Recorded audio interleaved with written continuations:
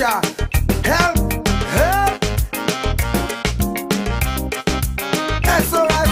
SOS! Mayday! Mayday!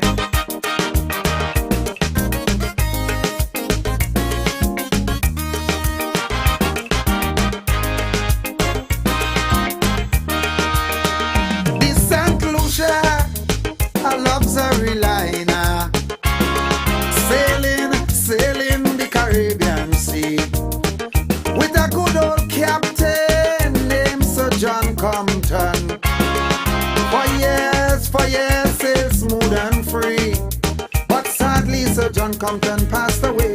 His team lost election that day, and the mantle passed over to Kenny and Team Labour. Me blood crawl, things start to fall. Hold me head when I say that ball. If you hear it, Captain, the ship is sinking. Captain, Captain, seas are rough. We gas tank almost empty, no electricity. We oil pressure reading low. Shall we abandon ship, or shall we stay on it and perish slow? We don't know. We don't know. Captain, you tell me what to do. We don't know. We don't know.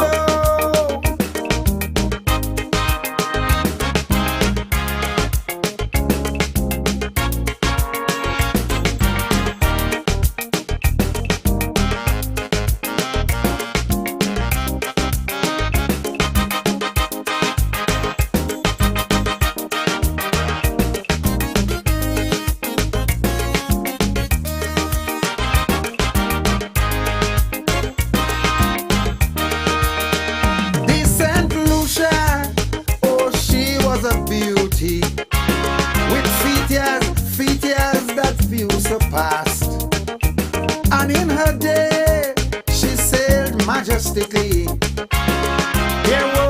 There were few in her class. Faithfully, she fulfilled her sailors' needs, but labor was overpowered by greed, and so they pilfered slow, causing scandal and row. Now things look dull, she's at a lull. She could barely sit on a hull. Have we balling? Captain, Captain, the ship is sinking.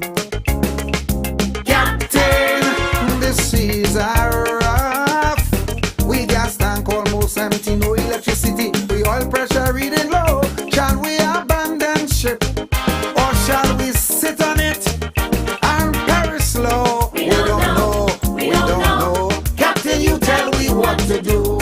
I say no. I say no. Captain, you tell me what to do.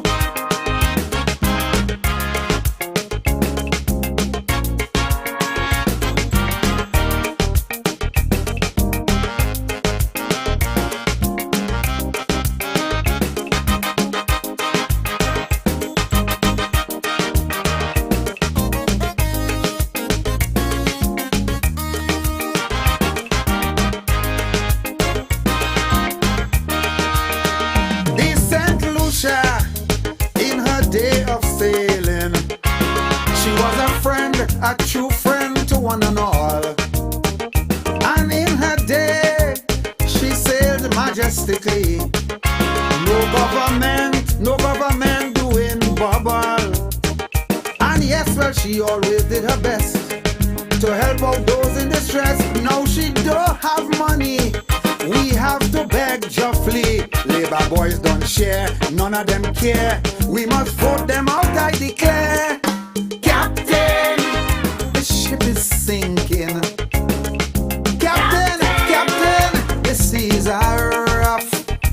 We gas tank almost empty, no electricity. We oil pressure reading low. Shall we abandon ship, or shall we sit on it and perish slow? We don't know. We don't know. Captain, you tell me what to do. We don't know. We don't know. You tell me what to do.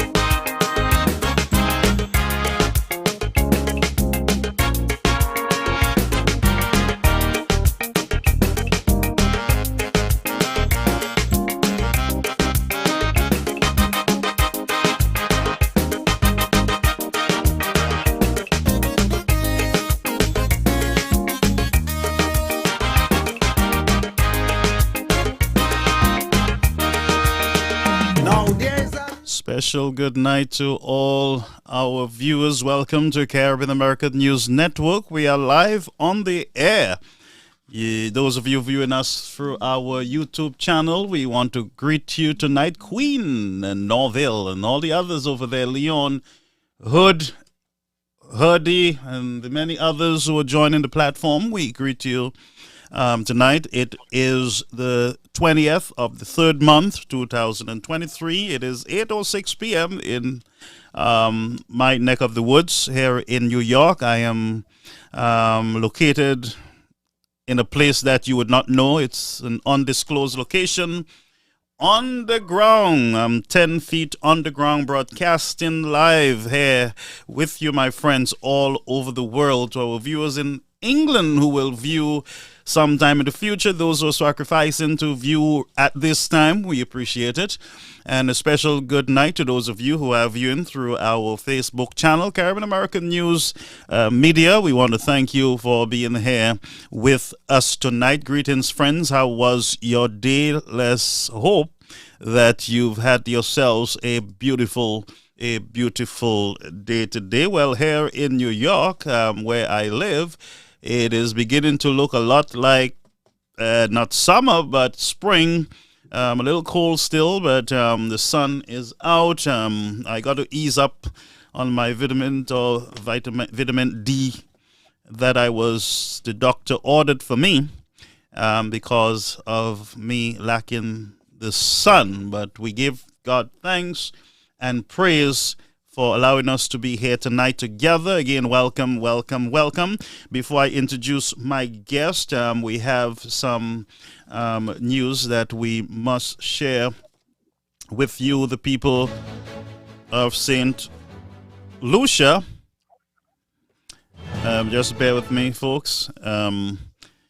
That is on Sunday past, yesterday, that is, yes. Just bear with me. Let me get my stuff together here. Good. So most of you would have heard of our breaking news last night. We came on the air with an emergency broadcast where there were two individuals that were gunned down in Castries, Bonanza in Castries, St. Lucia.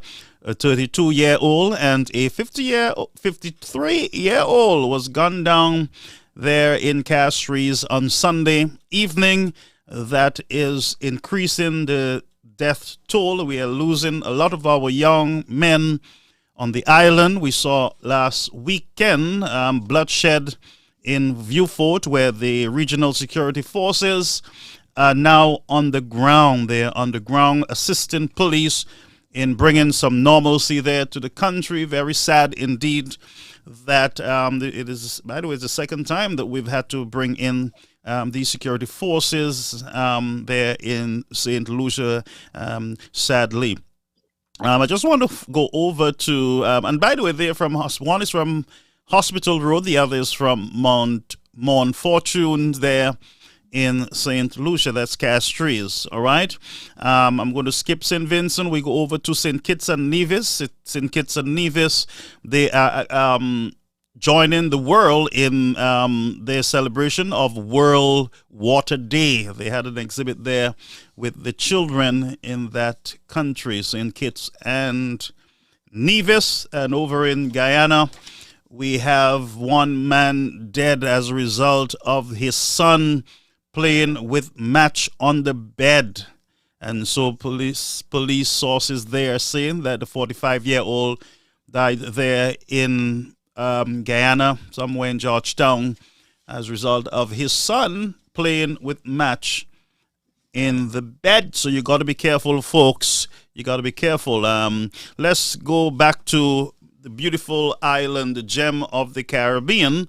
St. Lucian said they are the Helen of the West. And so tonight we're going to look at the gem of the Caribbean, St. Vincent and the Grenadines. With me tonight is Brenton Smith. He is the Secretary General of the NDP, which is the same as the United Workers Party. So we have a big guest here tonight, and I want you to, let's give him our undivided attention, share the live.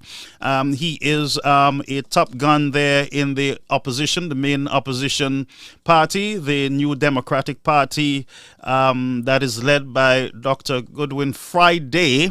By the way, very good man, and I'm already oiling up to lead him into victory there in St. Vincent against the Ralph Gonsalves administration. And after we discuss tonight, you would agree with me that it is time for us to retire Ralph also, and we should try our best to retire the Labour Party in some of these islands, because what we are seeing is bad management, careless leadership, heartless leadership. And tonight I'm very upset against Ralph Gonsalves, and I'm happy to have my friend Brenton. And Brenton is not just my friend, Mr. Smith. And by the way, he was a station sergeant there before the COVID crisis in St. Vincent. So he's a police officer, trained police officer there in St. Vincent. And so I'm sure he understands when I said earlier that the regional security there in St. Lucia on the ground, I'm sure he would have gotten a heads up on that. He is my neighbor in St. Vincent. We grew up on the same block there on the hill in New Montrose, and so he's no stranger to me. As a matter of fact, we used to get bread, fresh homemade bread from I believe his grandmother. Yeah, yes, that's correct. And when we didn't have ice, we would go down to get some ice and everything else from her. Yes. So we have a long history, and so we used to play cricket together on the hill. I was the worst cricketer, but what can I say?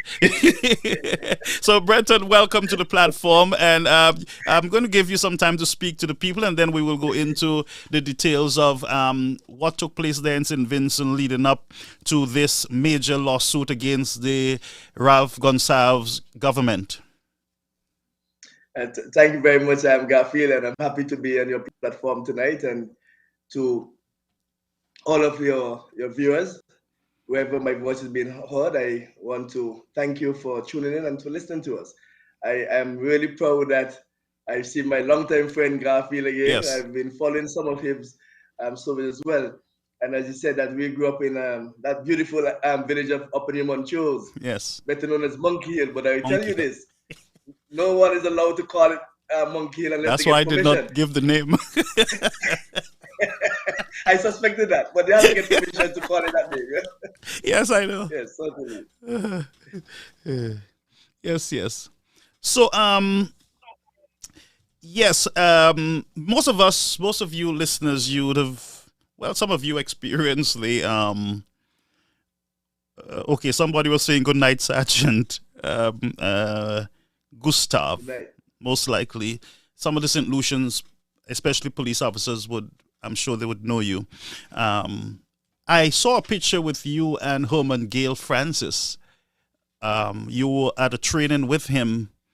I think he was former commissioner and minister of security in the United Workers Party administration.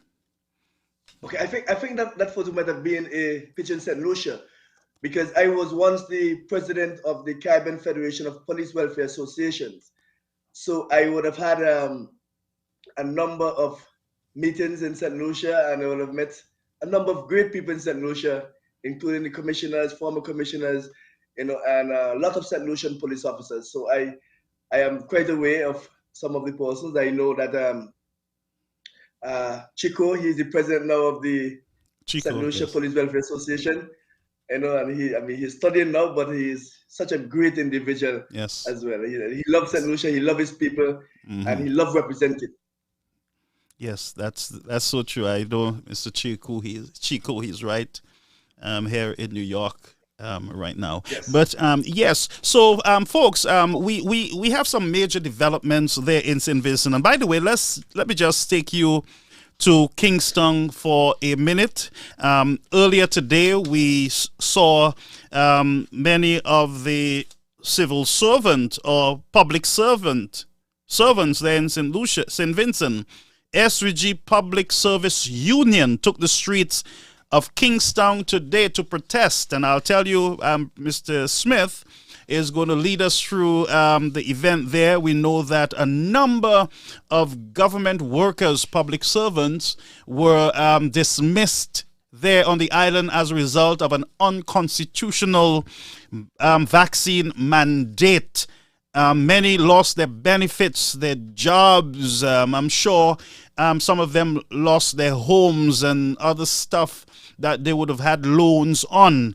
And you have a careless government in the person of Mr. Ralph Gonsalves with no heart at all dismiss these workers and basically, I mean, just throw his thumb at them.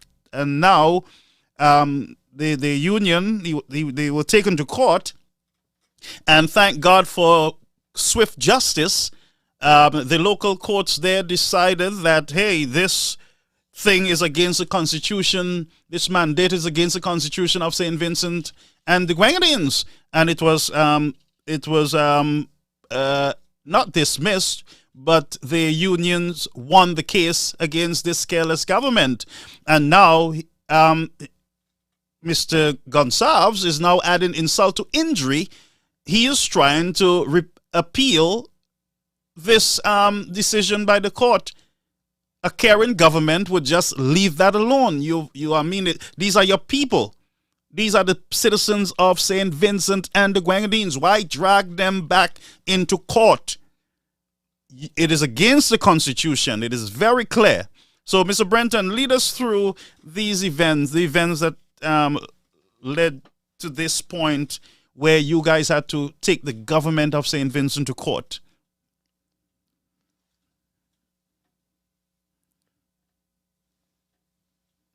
Oh, I think we lost audio. Or is it me? Can you hear me? Oh, sorry. Go ahead. It was me. It's my fault. Okay. It's my fault. Right. The government of St. Vincent and the Grenadines, through an SRO, Statutory Rules and Order, created a law basically mandating all frontline workers in St. Vincent and the Grenadines, which included the police, the teachers, nurses in the medical profession, to be vaccinated.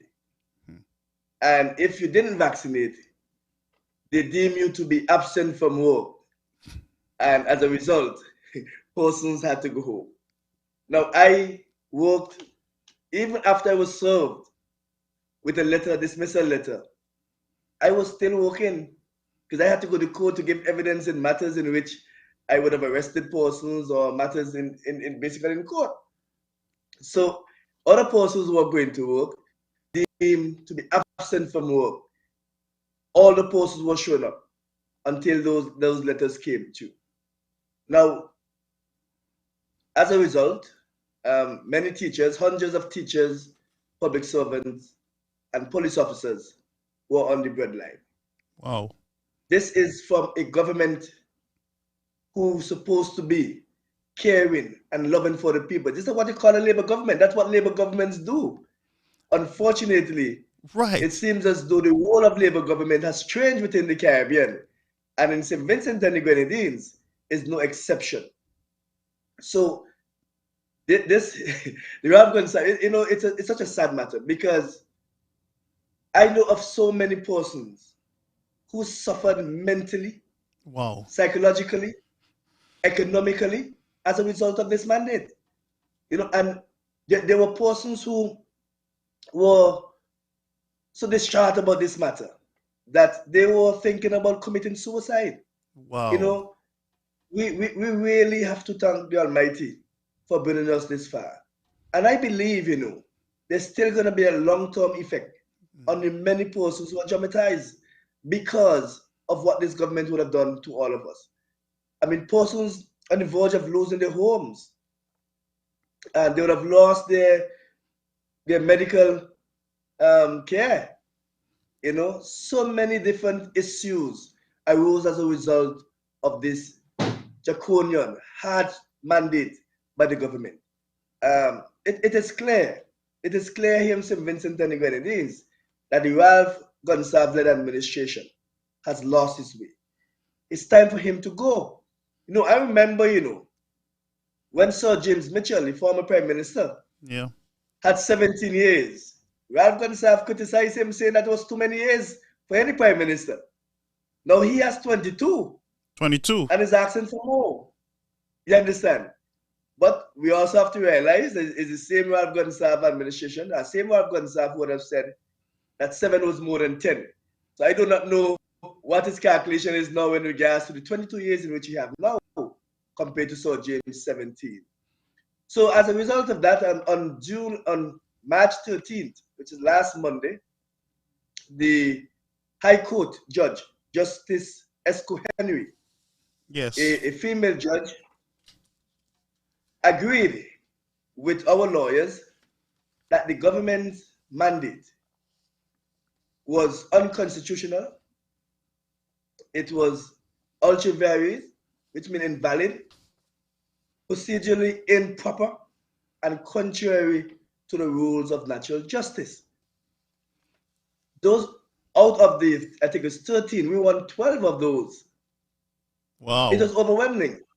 You understand? It is. And we within the union, and I have been the past president of the Police Welfare Association in St. Vincent at the time of my dismissal. So I understand fully the pain of the people, what we're going through. Right. So what was the role of the police commissioner in this? Were you protected by him or thrown under the bus? Oh, well, the commissioner of police, sadly, he carries out any instructions given to him by the Prime Minister, who's also National Security Minister. But I will tell you this. The Commissioner of Police and the Deputy Commissioner of Police are appointed by the Prime Minister. However, that does not say that you ought to be anybody's stooge. No. They are protected by the Constitution of St. Vincent and the Grenadines. They have independent office. So the commissioner did not support us in this matter.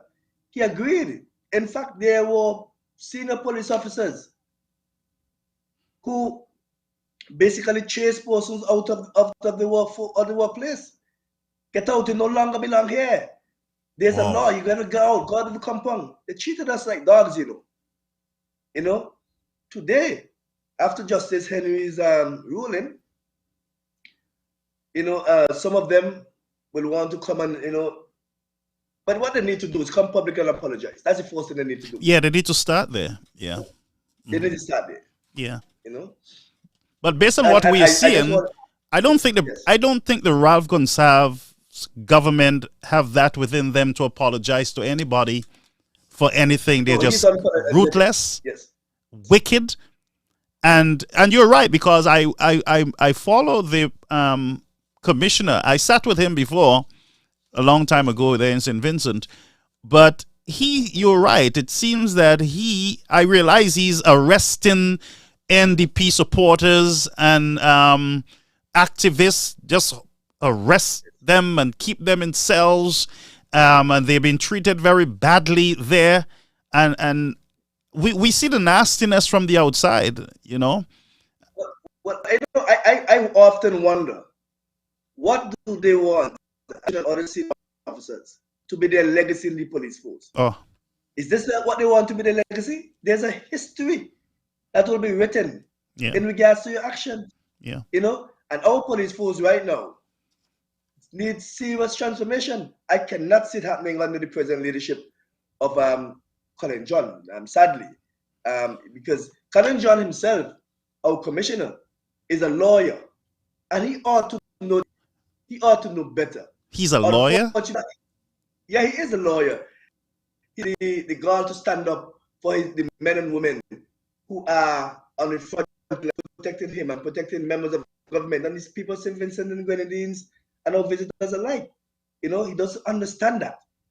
But so I feel, for me, I believe that the people of St. Vincent and the Grenadines have been dealt badly by the Unity Labour Party, very badly.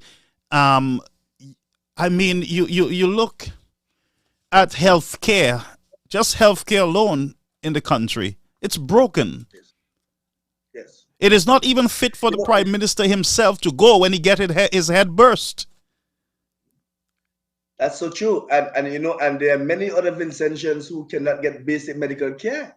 You know, you have persons with simple medication for diabetes and sugar, and you cannot get simple medication for those. You have to spend long quality hours at the hospital to get basic medical attention. You know, even the physical structure of the building, Wow. you know, is questionable. St. Vincent and the Grenadines has really gone to the worst. You know, and I tell you, our people has been over the years and a very resilient poor people, you know.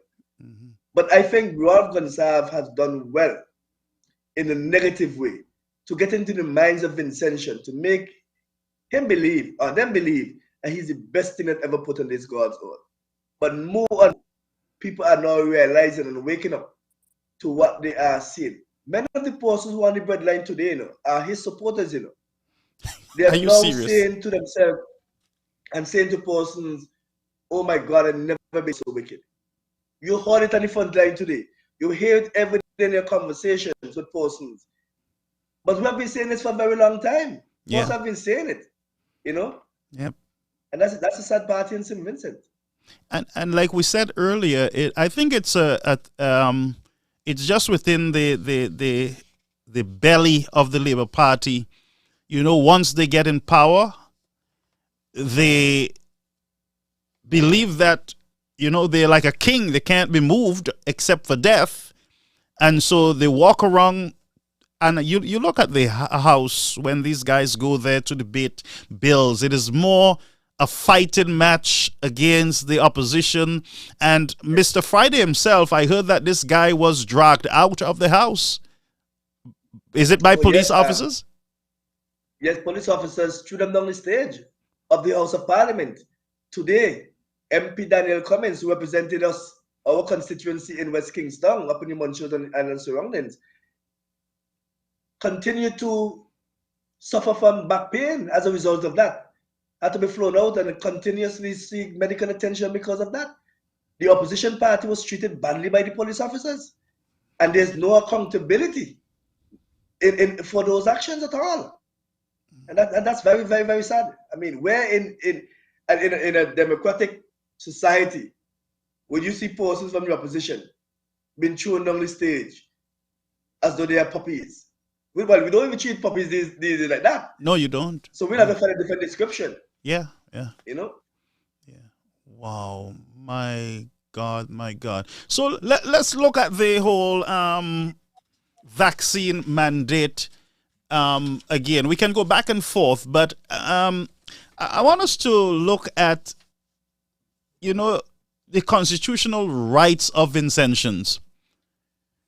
It seems to me, and I got very scared, I tell you, at some point, looking into St. Vincent and how protesters are being treated, activists are being treated like dogs, like animals, by a police force that should be protecting them. You know, I've always said to my members, as the head of the Police Welfare Association then, whenever there is a protest, we must understand who's on the front line. Yeah. There are mothers, there are sisters, there are brothers, there are schoolmates who sat in class with us. Yeah. And they ought to be treated as humans as they are. Remember, some of those same persons on the front line are fighting for rights that for members of the police force, you know, who can't speak for themselves. Yeah. And you want to turn around and treat them like animals when they're there fighting for you because you can't fight for yourself. You can't speak on matters for yourself.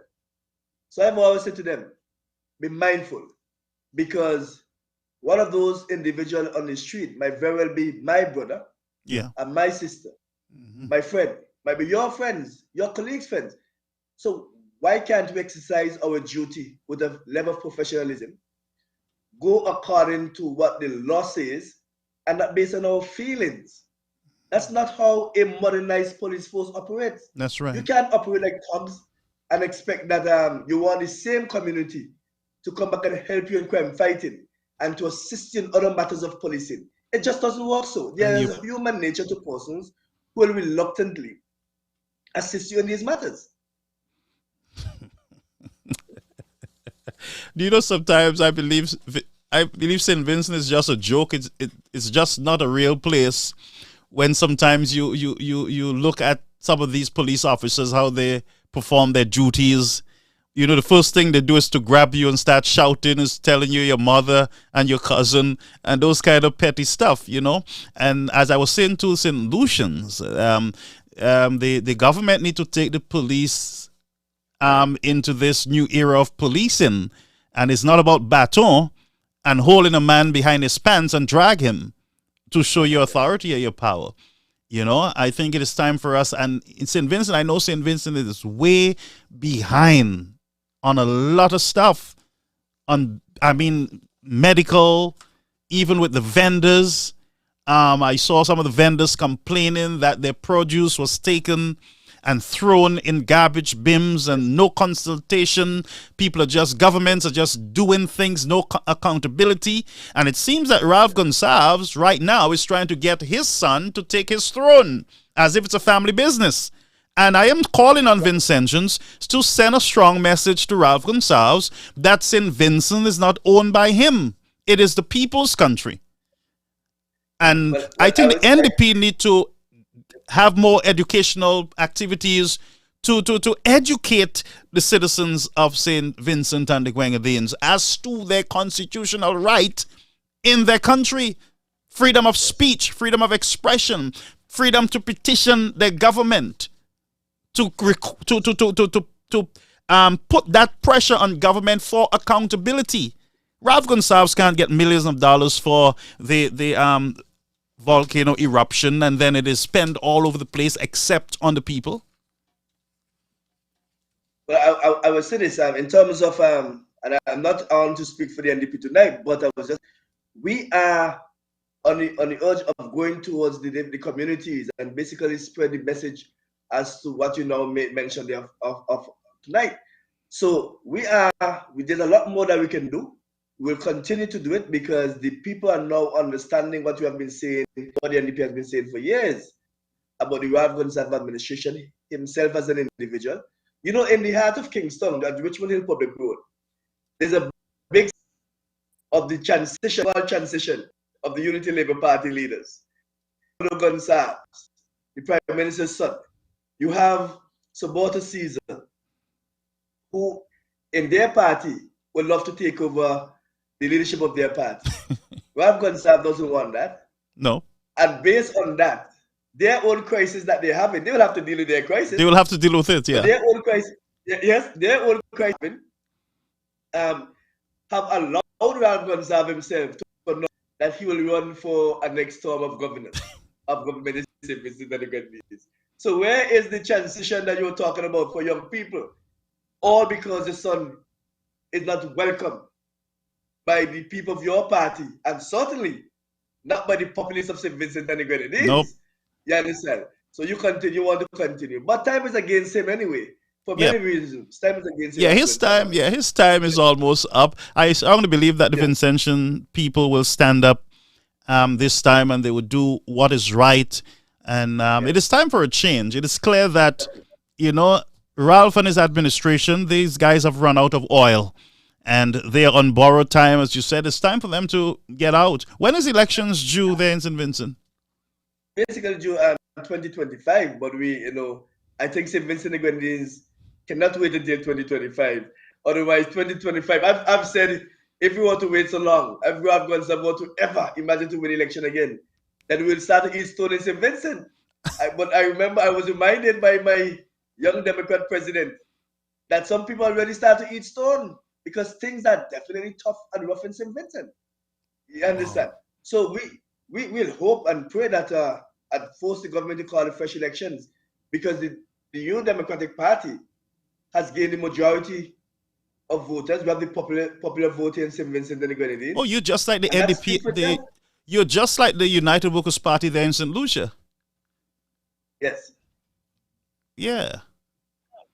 So you guys have the popular vote on your side. Yes, yes, but we have lost the majority of seats, and that's still questionable anyway. But we're gonna correct all those.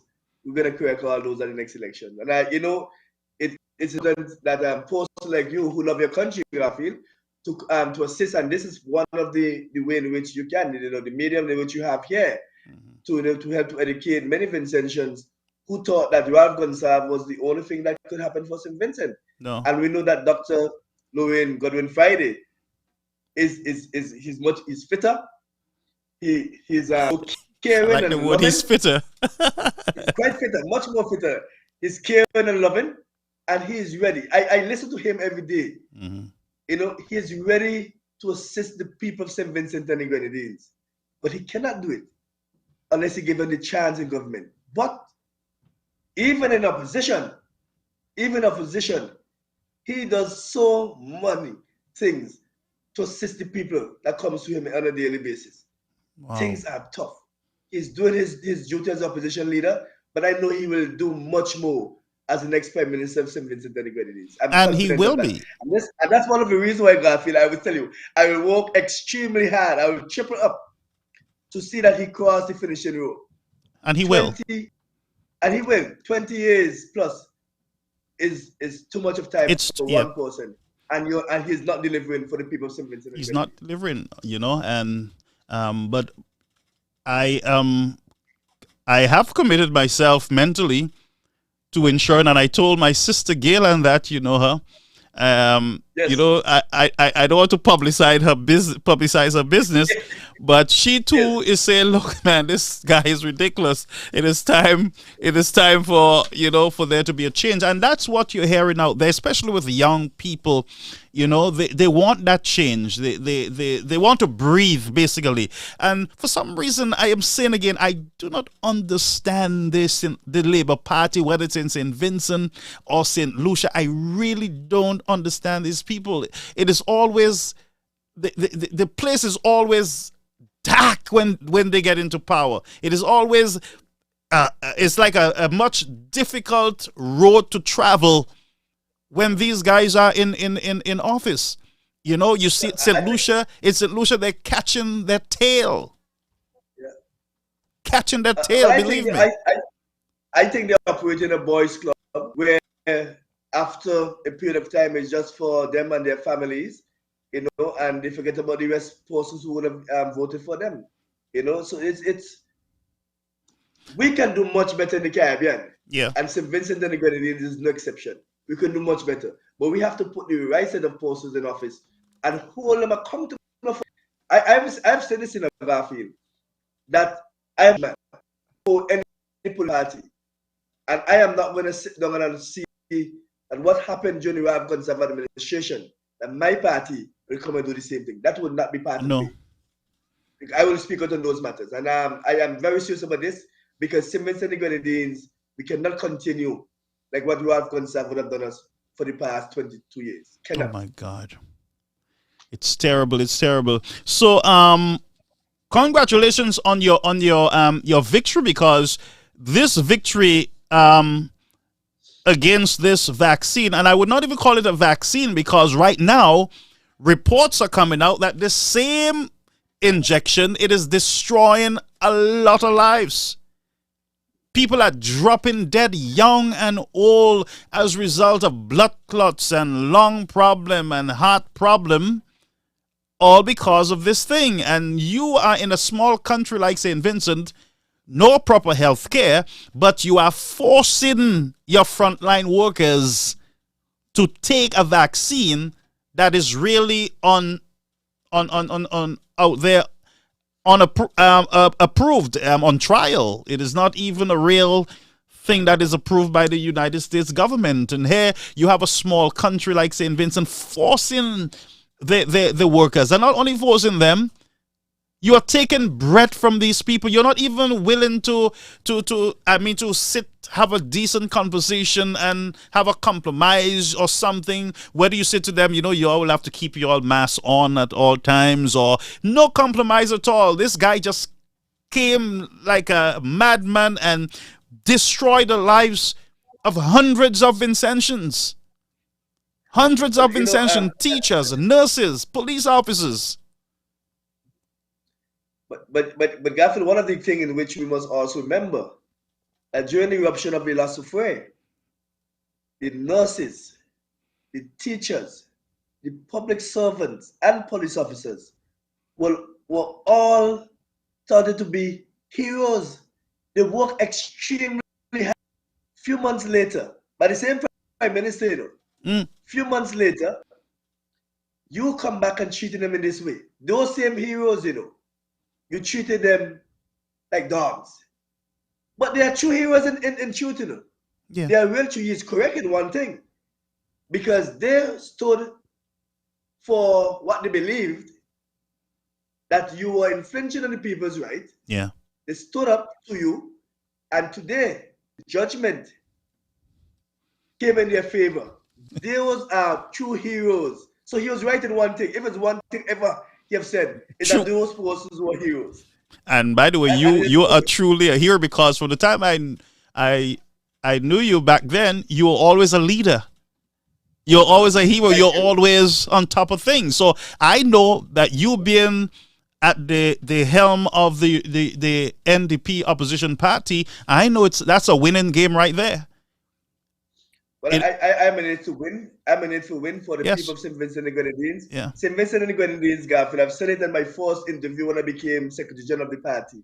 St. Vincent and the Grenadines cannot afford to lose our next election. No. And I noticed I didn't say NDP.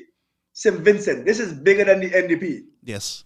This country cannot afford to lose the next election. There are too many ordinary persons who want an opportunity for a better life. It cannot happen under the Ralph Gonsalves administration. They must give a chance to the NDP under the leadership of Dr. Godwin Friday in order for that to happen. And his team of great men and women who understand the plight of people in St. Vincent, the suffocation. We need to give them a chance. Our messaging have to be strong. We have to be robust. We have to go out in the community. We intend to do that. You got to get on the ground, foot on the ground. Foot on the ground. And Dr. Friday has been doing it, and we will continue to do so. And I am willing, even as a Christian, to come in and put my foot on the ground also, get on the ground and help in some of these communities, because we got to ensure that we take Rao's big belly off the backs of the people of St. Vincent and the Grenadines. We got to ensure that we bring all, we get all our forces there to get him out. And I am committed. I am ready for that task there in St. Vincent and the Grenadines also. And we will not rest until the government is replaced. And not because I grew up as an NDP, but because it's the right thing to do. Yes. It is the right thing to do. Ralph, he's tired. He has run out of ideas. And now he's attacking his own people. And that's what you do. When you run out of ideas, you start beating at the people, hitting at them, whether it's the farmers, police, nurses, you will go at them. And even the opposition leader, he's going to just go out of frustration. And so, again, I'm encouraging Vincentians to get up, stand up. And again, I encourage the NDP to get on the ground. That's where the power is, on the ground. Get into these communities. And let the people feel you. Let them know that you're there with them, that you understand their plights, and you're willing to assist in getting them back on track. And just like I am putting my energy there in St. Lucia, I know that we can make a difference there in St. Vincent. There's a lot of good warriors over there, and we got to move that blight. I'm not calling him a blight, but that blight that was placed over the country. Dragging women and disrespecting women, and you have no respect for anybody at all. Anybody speak against you, you come at them with everything that you have. And that cannot be accepted in a society, a developing country like St. Vincent. Now, Mr. Ralph Gonsalves calls himself a constitutional expert, basically. That's what he portrays himself as, knowing everything in the Caribbean and in the whole world. But yet, Mr. Ralph Gonsalves could not have gotten this right. A vaccine mandate, and here is a local court in your country saying to you, sir, what you did is garbage. Yeah. It is against the very constitution that you swore to uphold. You violated basic human rights. But Garfield, we must also remember that it's the same Ralph Gonsalves who said that you can go to all of the courts you want. You have to come back to Papa. So he's Papa. He is Papa. Okay, so we'll retire Papa. When you go to the court system, whether you win or lose, you have to come back to Papa. He had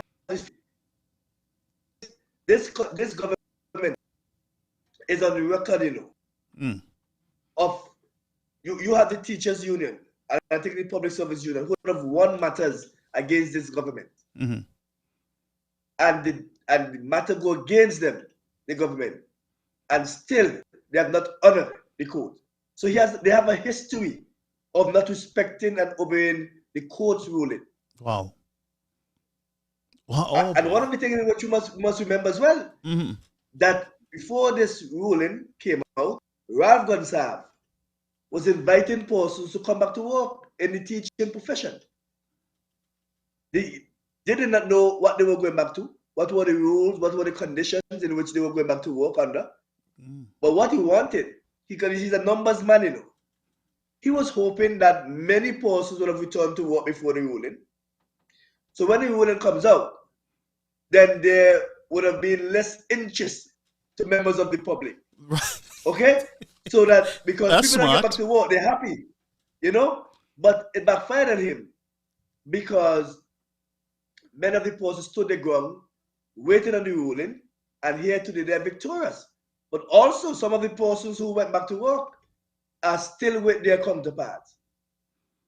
The other interesting point, Garfield, that we must always take note of is that the many police officers, the many nurses and doctors, the many teachers, the many public servants who are forced to be vaccinated, here is a perfect opportune time for them to come on board, assist your brothers and sisters who are still fighting to get back to their work.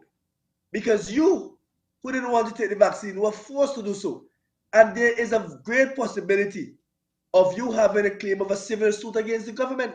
Yes. So let us come on board now and deal with it, because you are affected too. And there are many police officers who told me, you know, as a result of this, their body has never been the same. Yeah. They have been reported sick more often. Yeah. Okay? So they understand what is going on. But why are you going to be quiet? I have always said, why are the people of St. Vincent and the Grenadines allowing one man, and not only one man, a very old man, to dictate the future of their children and their grandchildren and the people of St. Vincent and the Grenadines? He doesn't care about us. Yeah. He understands that. He knows what he had to do to remain in government. So you don't have the love and respect for the people of St. Vincent and the Grenadines. It's time for you to show him the matching arms. You have an opportune time to do it. Now is the time. Wow. Yeah, this is the time. This is the time. And so I saw someone there that I recognized the name. Let me just see if I get it, Brenton. Is it Andriana King? She was the one that I saw being arrested by the local police there. Is she an activist, a teacher? What is she? Adriana King is a teacher. She actually was suspended due to one of the arrests, and I think it's one of those protest matters that she is. Adriana King is a very brilliant young lady. She's an English teacher taught at the grammar school. Wow. And had great results from her students. Okay? But Ralph Gonsalves administration, young people, they don't want them to succeed. And if you're not in his corner, then you're nothing. You will suffer and die if he doesn't support him. Adriana King means well for St. Vincent and the Grenadines, and so too is Kenson King, who is her cousin, Kenson King, who as a prison officer, was arrested and is on suspension as well. So all the kings are being arrested because there was another lady, I think, what's her name, Lynette? LUCIA King. LUCIA King. Yes. So he has something with the kings. Well, I will tell you this. There's also Patches Knight's King. And I remember I remember one minister, I think the senator said in the House of Parliament, oh, the king think they can run this country. They want to run this country. We will never allow the kings to run this country. So you understand what that is coming from. Then now we push it. That the king must not live in St. Vincent. They must suffer and die. Oh, so he had problem with kings because he's the only king. So let me just read. Let me just read. I see King. She's writing here. She says here, I was first accused with blocking Ralph from Parliament. It was later changed to say that I attempted to do so. Correct. What was that all about? How can one king block Ralph from what happened to his security forces? Well, first of all, I will say this to you. I will say this, Garfield. There was a demonstration, a protest in Simmons in Kingston. The Prime Minister came out of his vehicle, going to the House of Parliament. This is true. A crowd that was agitated. And it was said that Adriana blocked him. She was charged for blocking him. When the matter went to court, the prosecutor reduced it to say attempt to block him. So wait, I can't understand. So he actually changed the whole case right there, tried to change. Yes. So from blocking to trying. So what offense is that? Trying. But I do not know how she, as one person, could really block the Prime Minister with so many security personnel around him. Yeah. This is a propaganda. It's like what they call it, a puppy code they want to use. I mean, come on, man. But they won't succeed in that, man. They won't succeed. I'm confident of that. So that case is still going on? It's still going on, yes. Wow. So, Miss King, I'm so sorry. I'm so sorry, my friend. And I wish that you can come on the set to speak to us about your situation there in St. Vincent. She says this is why we need to get rid of this government. I mean, and Adriana, if you are blocking Ralph at the house, then you're powerful. So I believe that you will be a force to reckon with in the next elections. I'm sure of that, Breton. Yeah, so she's intelligent enough, she's articulate, so she will make a good person for NDP victory. Yeah, wow. But we sympathize with you guys there on the ground in St. Vincent, the abuse. It's not as bad in St. Lucia as what I saw in St. Vincent of late with the governing Ralph Gonsalves administration. And I'm happy that you guys won the case. I am very happy because it sends a signal to Ralph Gonsalves that not everybody's in his pocket. No. Yes. You know, I mean, the judge stood up to the government, and I'm sure she got a little pressure. Well, don't say anything. That's for me to say. I'm sure people have. I mean, if the man is that powerful, you'd be pulling strings and asking persons to do what you believe is right. But this Miss Henry stood up to the government and said to them that let me just quote from Eyewitness News, and this is a quote from Eyewitness News. I believe it is Kenton Chance. He says, government did exactly what the Constitution tries to prevent. He's basically quoting the judge. So exactly what the Constitution tried to prevent, Ralph himself crossed that line with impunity. And then he's planning to cross it again by appealing the same. And by the way, he's actually wasting taxpayers' money that can feed hundreds of families in the country that are hungry. That's a very good point in which I was going to raise with you.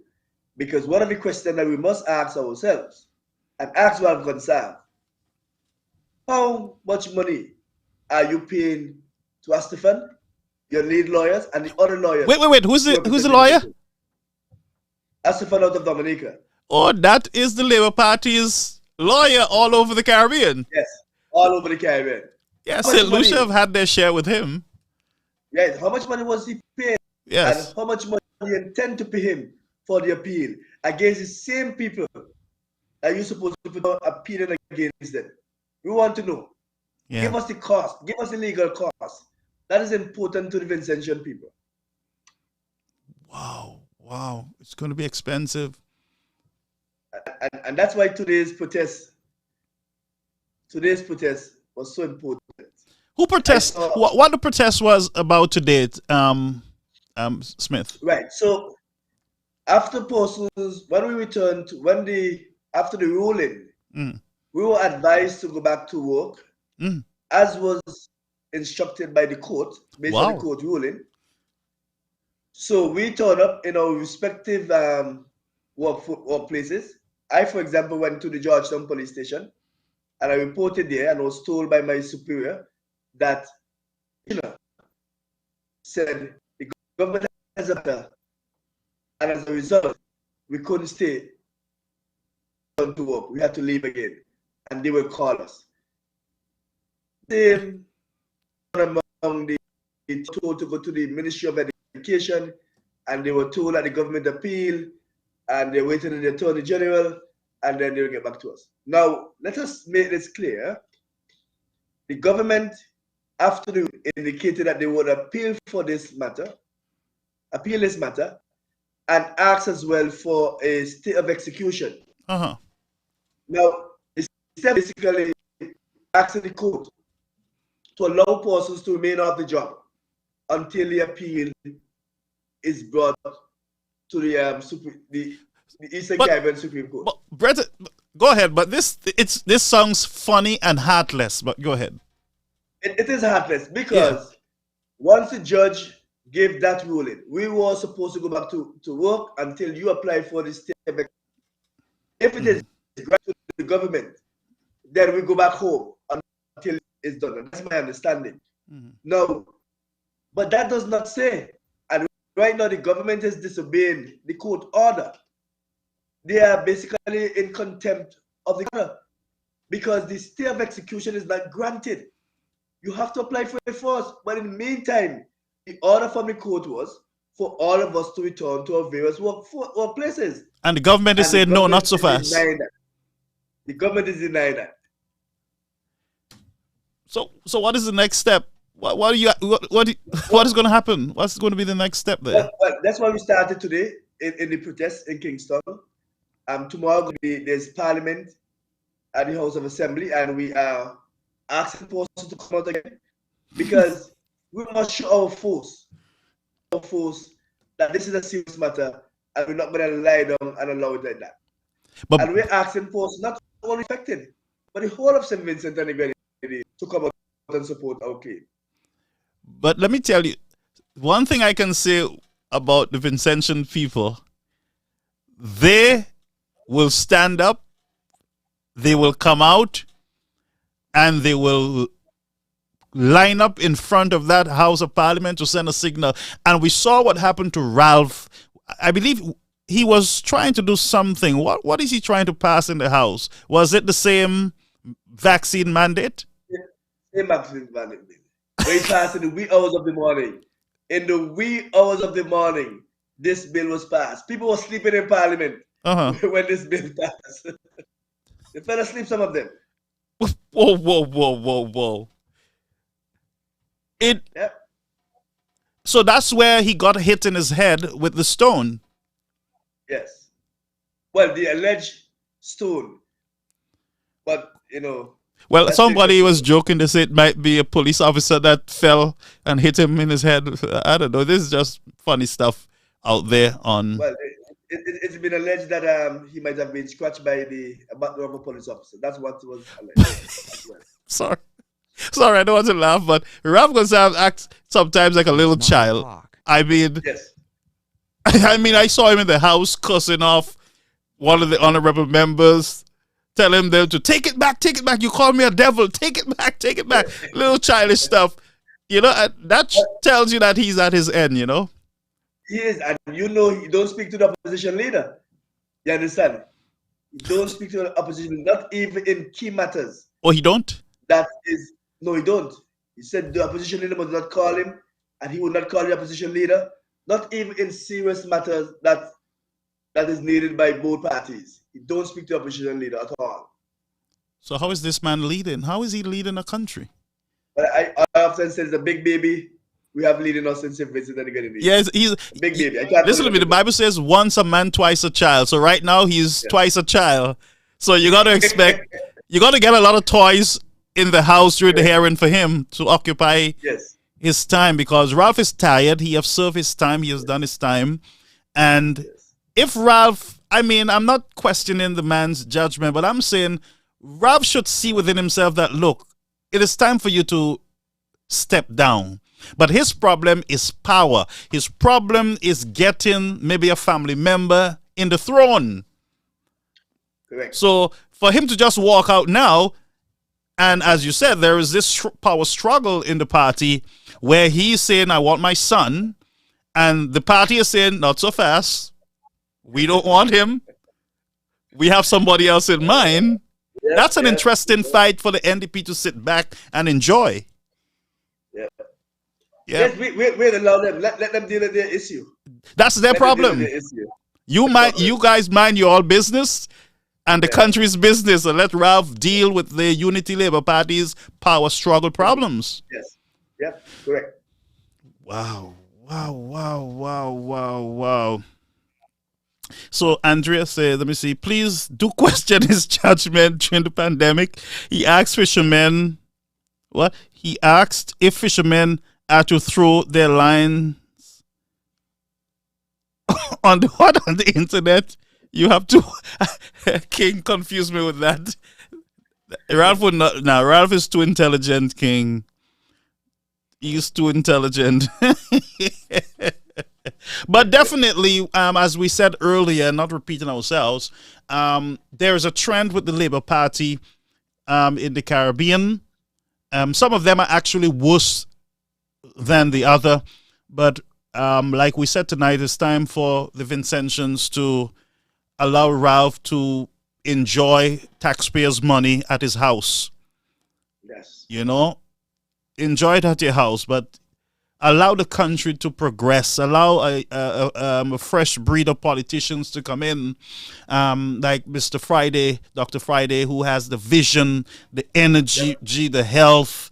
You know, he has his support team there to get the job done. And he surely have Mr. Smith on his side. And I'm happy that you're the Secretary General of the NDP, the opposition party. So it means that I will get a lot of, you can pull me in slowly. And yes, man. Please. I'll do anything so that you can assist to get a change of government St. Vincent and the Grenadines. That's what Yes. So St. Lucians, you all are hearing, treat me well, because my friend here is a very powerful man there in St. Vincent. I could become the next Speaker of the House at the next general election. Yes. Oh, you sound good already for that. So Mr. Smith might be calling me the Honorable Mr. Speaker, you know. and I want Adriana King to become the Youth Minister of St. Vincent and the Grenadines. Okay, and Adriana, I'm giving you that position right now. I know Ralph is turning in his bed. He's saying, what foolishness is this boy talking about? But the Lord will establish you. You all just hang in there, just bear patience, and I am sure that the Vincentian people will rise up. They will stand up, and they will demand better there, and that is to vote the Unity Labour Party out and get the NDP into office so that they can. Time is running out, Vincentians. Time is running out on development. Yeah. Time is running out. And our generation to come would not be too nice to us, because when they look back, then it will be a shame. And I thank God that they're Smith and King and all the others who are standing up and registering their voices in history. And even their grandchildren would say, my father stood up for us. King's family would say that her children would say that my mother stood up. She spoke up. And she made a difference when it was needed. There are too many cowards in our countries. They are speaking behind closed doors. They are afraid to come out. And sometimes you have only a few frontline people who are sounding their voices, and they're being arrested, they're being abused, victimized, and all sorts of things. It is time for the people to come together and stand up. And by the way, I want to send a message to those, especially my Seventh-day Adventist brethren. You guys are supporting slackness, and you must be called out. Some of you are too deeply in bed with unrighteousness, and that's why you cannot speak, because your bread is being buttered by this government. It's time for you to stand up. It's time for you to stand up for the poor, stand up for the vulnerable, stand up for the teachers who have been victimized, stand up against unrighteousness. It is time to choose what is right over money. And that's my message to the Christian community there in St. Vincent and the Grenadines. My brother, you have any closing points that you would want to make? Well, I just want to thank you, Garfield, for allowing me to speak to your audience. I think St. Vincent and the Grenadines is one of the in the world. Yeah. But we have what you call the worst leader in the world. I'm asking your audience, I'm asking all Vincents who are hearing my voice today to put your country before your party. Yeah. Help St. Vincent and the Grenadines. It needs you now more than ever. Help us. It is not as you might have left it. Those who are in the diaspora. Yeah. We can do better as a nation. There are many people who are suffering. There are many people who are crying for help. Some people who cannot eat. We see it every day with young people begging for $1. Please, let your voices be heard. Everything you can do. Yep. And I just want the Christian community, as you made mention, to be committed now more than ever. Many have lost and put their trust in this man. Yeah. A good time. Yeah. To give you and do what is right for the people of St. Vincent and the Grenadines. Yes. Thank you very much, my brother. Yeah. So I'm going to allow you to go, but we're going to continue the show. I want Adriana to call the show. The number is 929-586-1821. Folks, I want you to put the number. It's WhatsApp. Put the number for her. Let me have a conversation with her. But Mr. Smith, thank you for accepting the invitation, and we look forward to many, many more, especially official visits from the NDP on this platform. If you guys want to come with your crew, we can accommodate 4 or 5 of you one time. But come on out. We will build our audience there in St. Vincent and get the message out. We will do whatever it takes to get Mr. Ralph Gonsalves into retirement before it's too late. All right? So, Smith, thank you so much. Blessings. Thank you. So, folks, there you have it. That was my friend, Mr. Smith, who joined us, Brenton Smith. Listen to me. I grew up with Smith. We were on the he was the captain, or we had former community cricket group, at the time, and I was the worst batsman and bowler. The worst. Well, whatever it is. But he's a good man, and that is good news for me that he is the Secretary General of the opposition party. And I know he will do well. I can tell you, I know him very much. He's a good man, an honest man. And I give him my support. So, Mr. Friday, the opposition leader of St. Vincent, I think Brenton is a tremendous asset to aid in the development. Brenton was a community man. Yes, community organizer, community groups, keeping the young people together. So I know he can do well. I know that he can play a great role in the development of St. Vincent and the Guyanadines. It is time for Ralph to go, because you cannot tell me. And you, Adriana, you can call anytime. The number is 929-586-1821. You can WhatsApp me, and the folks are asking for you to come on. So before we leave, we want to bring you on. But you know what Ralph Gonsalves did? He put in place a vaccine mandate. And after doing that, the man went to court, lose the case. And the man have the heart to still want to drag those public servants back into court because he's not satisfied with the outcome. He's expecting a different outcome. But if this judge is saying that you bridge the Constitution, you bridge the Constitution, settle yourself. Get the people back in their jobs and pay them. You got to pay them for pain and suffering. You got to pay them for their loss. Don't think you're just going to bring them back into their jobs and you just wipe your mouth and go home. No, you got to answer. You got to be accountable for what you did. And that's why it's time for you to start locking up some of these politicians. They do. I mean, if you, the regular citizen, would bridge the Constitution, they will haul you in jail. And I don't understand for the life of me why these government officials, and in St. Lucia, you guys need to be careful. You got to be extremely careful with some of these. Anytime you hear your government is messing with the Constitution of your country, I am saying to you, keep your eyes open. Anytime a government start talking about messing with the Constitution, and it is not done through referendum, ask Ralph what happened in St. Vincent.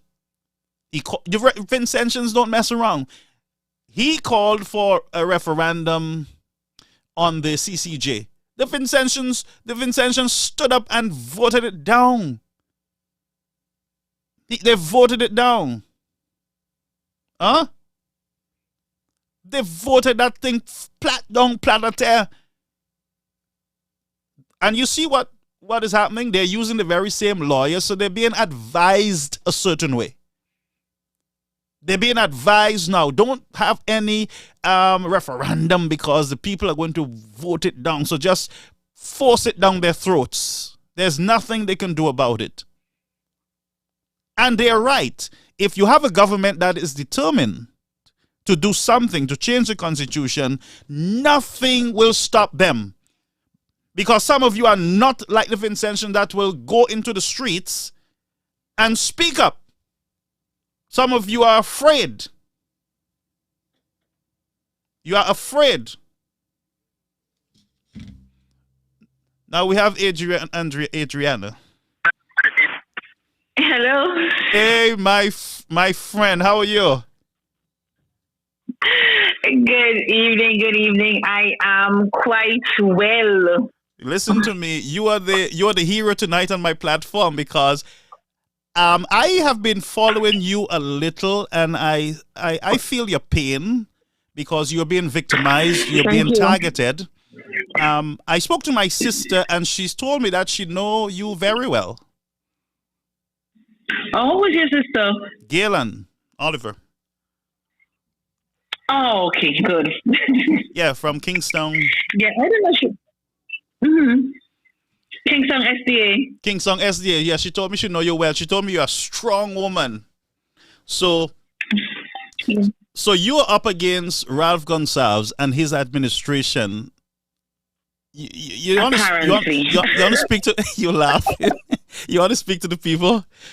You have some fans, by the way, on my platform. They don't know you, but just hearing what you're going through and everything else. I have Joella who is saying, look, bring her on. These people, they want to hear you. So speak to them. And by the way, don't become friends with Joella because she's miserable. Well, thank you for inviting me. You started talking earlier about the kings and the way the kings are being treated here. And it is just so funny to me at times because we go out and we protest. We protest because we believe it's the right thing to do. We believe in democracy. We believe in justice. We believe that there should be someone to speak for those who are afraid to speak. And we do not go out thinking that, okay, well, let me rephrase that. We do not go out hoping to be arrested.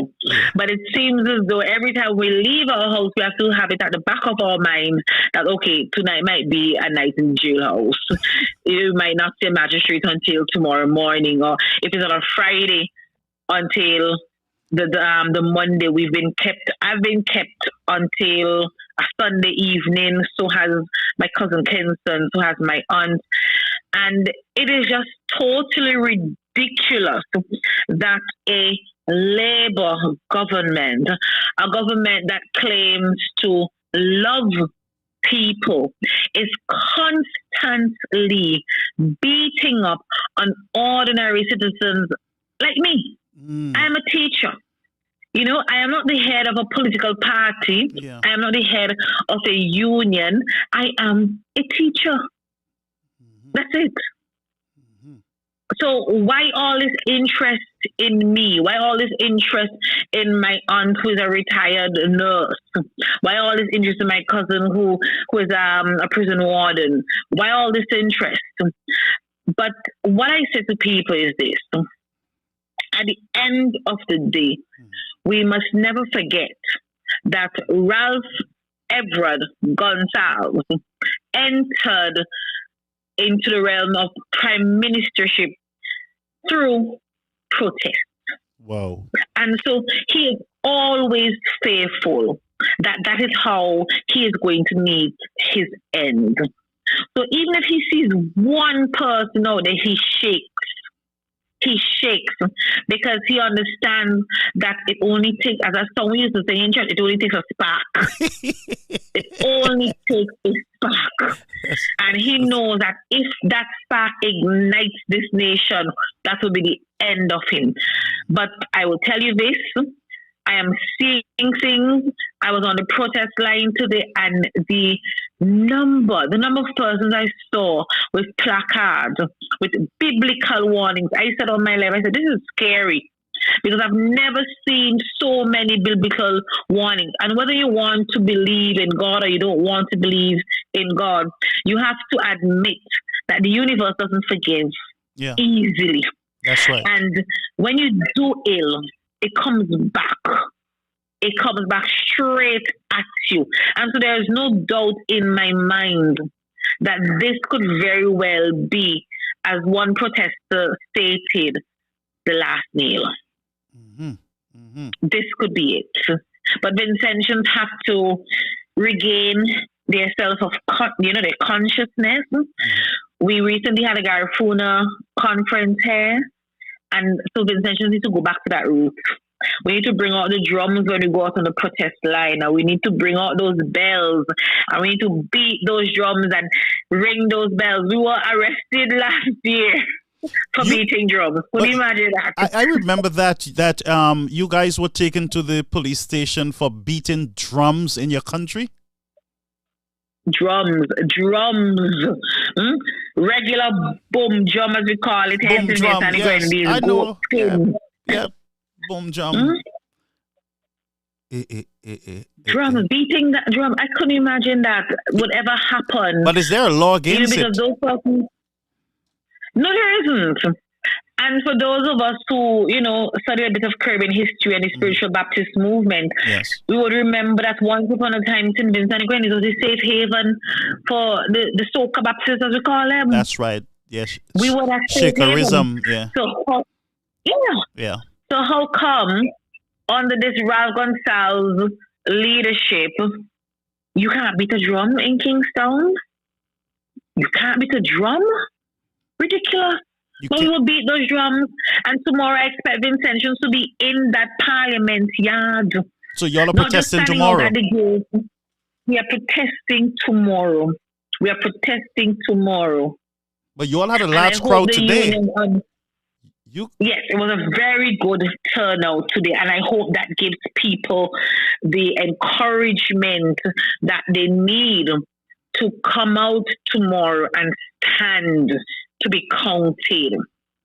I have made it my business because I woke up some morning this week with the need to call out the permanent secretary in the Ministry of Education, who, we went to school together, went to UE together, and he is a professed Christian. And I had to say to him, look, you cannot be speaking about Christianity and Christian things and aid in the persecution of people. Yeah. The Minister of Education, Curtis King, said plainly that the government is waiting on the court's decision. That's what he said, that they were waiting on the court's decision.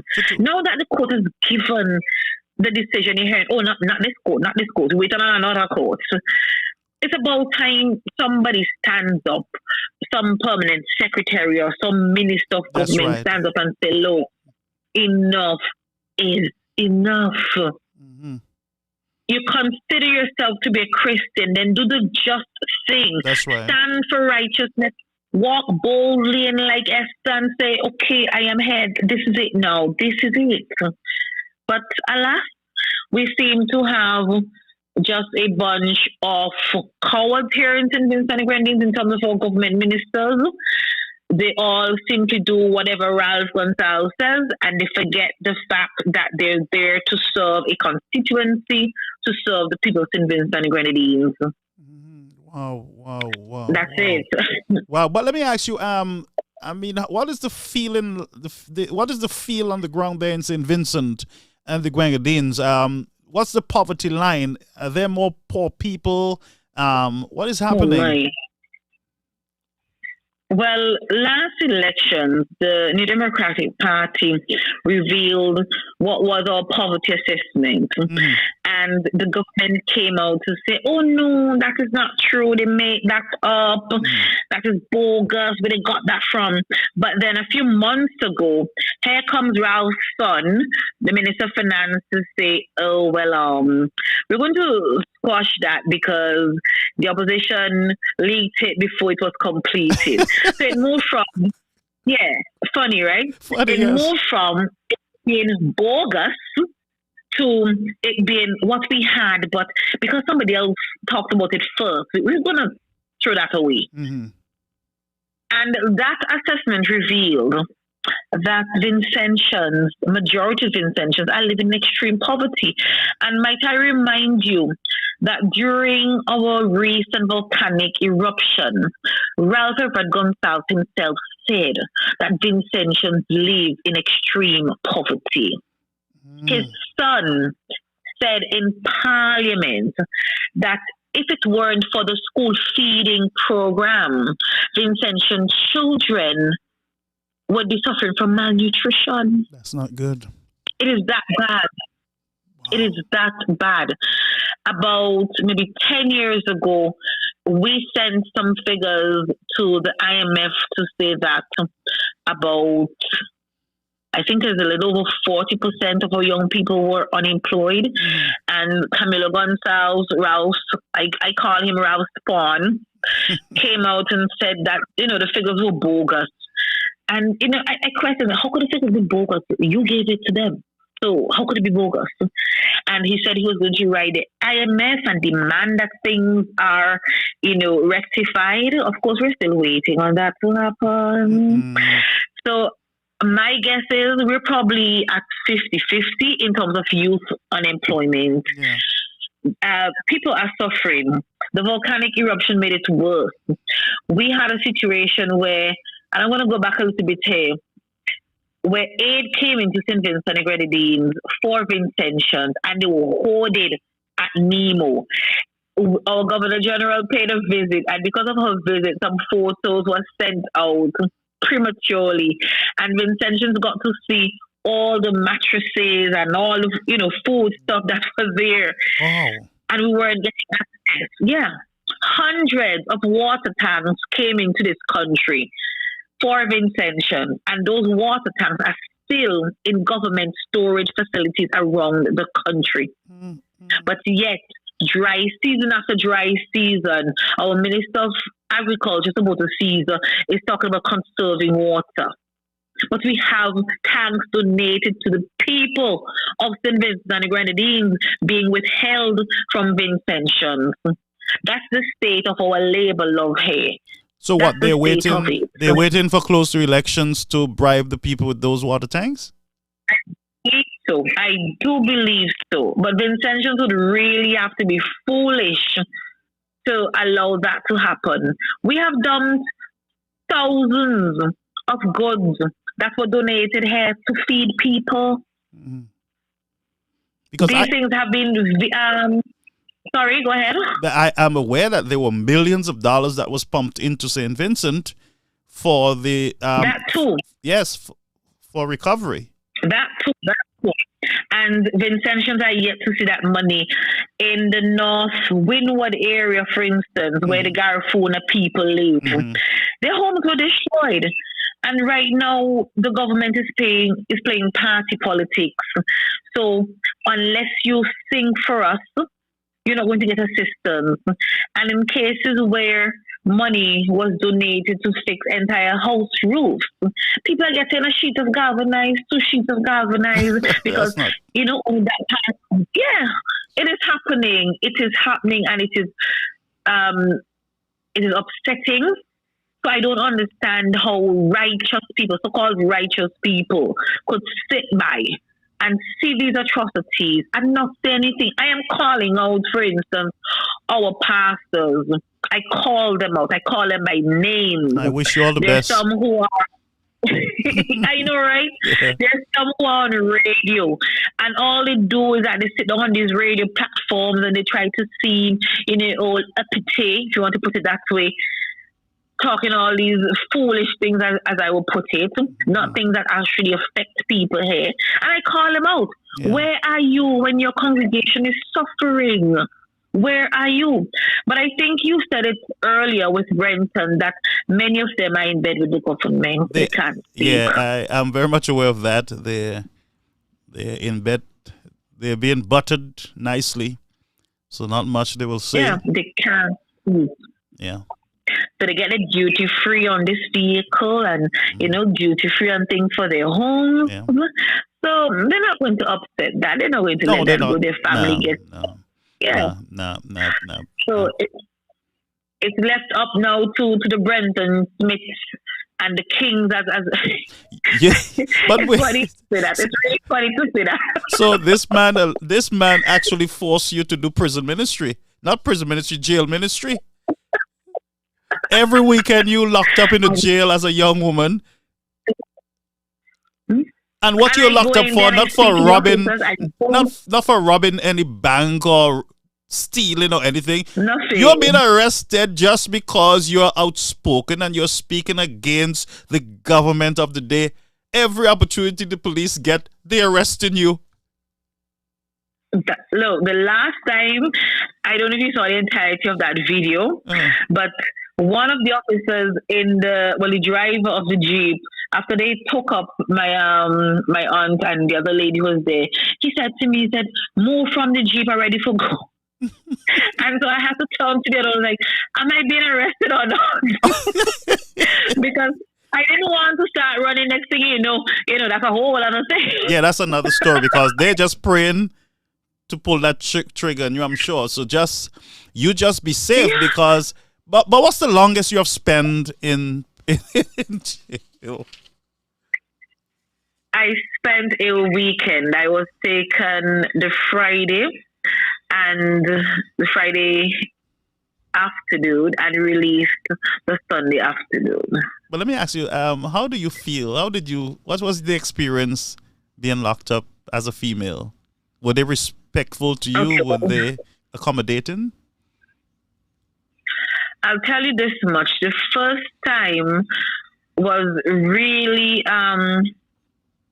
traumatic for me because it was the first time ever that I was away from my daughter for that long. It was the very first time. So I kept wondering, what was she doing? Was she okay? I know she was in safe hands, but like I said, it was the first time we were apart, so I didn't know how she was handling it and that sort of thing. But you asked about how I was treated. I would say that the police officers the senior police officers who was there, they did their best to treat me as humanely as possible, but the conditions were horrible. The room was stink with urine and fecal matter, and what I actually had to sleep on was a sort of makeshift something from wood. And yeah, so I had my sanitizer and I asked, and they allowed me to clean it off and so forth. I wasn't allowed, well, I couldn't shower because I'll tell you this, when the female officer took me to show me the shower area, it wasn't lit, and she used her cell phone to show me what was there. And that place was disgusting. Again, there was fecal matter around. There was a bucket there with something, I don't know what that was. And it was so filthy that when she came out, the officer came out, she went straight to a little sanitization area that they had there and took that hand sanitizer and just rubbed it all over her arms, straight down to her hands. Oh boy. And all she did was, show me this bath area, but she felt so filthy when she came out that she literally bathed herself in hand sanitizer. Oh my God. My family and friends brought me food. So that was okay because again, the food that they give you, it's nothing to rant and rave about. And even though you are supposed to be treated humanely, it is still not what it should be. It really isn't. Oh my God! So you've the had... second. Well, I don't know if it's second, but the last experience that I had. That's the one that you saw. We were kept at the Central Police Station in Kingston. Right. And we were kept there because we protested. My aunt, Lizette, Patches, John Mofford, my aunt and I protested that we did not want to go to the Kittel Police Station, which is the one I just described to you. But that Kittel is a new one, isn't it? Yes, and it is disgusting. So we protested against going there, and we had to go to seek medical attention during the evening. And it was the very first time in my life that my blood pressure was sky high, and so was my aunt. And I think that scared the officers. And so they decided that they would keep us at Central instead of sending us down all the way to Kittel. Right. I can't remember the exact reading now, but the machine just started beeping the minute I was hooked up. It just went clear bunkers. And all those red lights. And I was there like, what? And I would tell you, like I said, it's the first time in my life I've ever had such a high reading.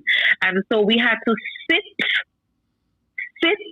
at the Central Police Station from about maybe 1 or so in the afternoon till about minutes to 9 the next morning we were taken to court. And that's without food. So nothing to eat, no sleep, and no bath, no shower, or anything, and we were taken to court the next day. And my attorney would tell you that according to the laws of St. Vincent and Grenadines, it was okay. The law dictates that for such a thing, we should have been given station bail. We were not supposed to be kept there, but such is the spite of the present police commissioner, Colin John. We went to court the next morning and we were actually able to stand bail for ourselves. Wow. That's to tell you, yeah. Colin John is a piece of work, man. He is. Yeah. He is. Colin John goes to court and lies. So I expect anything from him. But I find that you're very brave. I find you a brave warrior. I mean, you had your first experience being locked up. You went for your second dose. But you keep that front line. And a third. And we don't know what's going to happen tomorrow because their eyes are on you. The eyes on me. They're going to pick all the kings out the crowd and arrest the king. But you know what? A funny moment during the COVID-19 crisis. I saw, what's her name? What's her name? Lynette? Luzette. That's my auntie, Luzette. I saw this woman, the woman, they sent her back on a plane. She came in on a plane. Yes. And the woman said she run, she run like Medea. Where she run, to the plane or from the plane? I think she ran outside. I think she ran outside. She run out. She won that case, you know. She won it? She won that case against the government. Yes, she did. Are you she serious? She won the case against the government. Yes, I'm serious. And so the government is now appealing. They love this appeal thing. She won. Yes, they do. They do. She actually won that case because I think the crux of it was the fact that the immigration officers deported her. You know, as a matter of double jeopardy. I could be wrong, but I think that was the argument. Oh, yes, she was deported. Yes, she was sent back. Yes. I think it was to the United States. Yes, and then they wanted to charge her for the same thing again. Oh, my. Cinnamon Sunny Grenadines is a comedy show, yeah? It's not a real place, honestly. When you look at what is happening. It is definitely not a real place.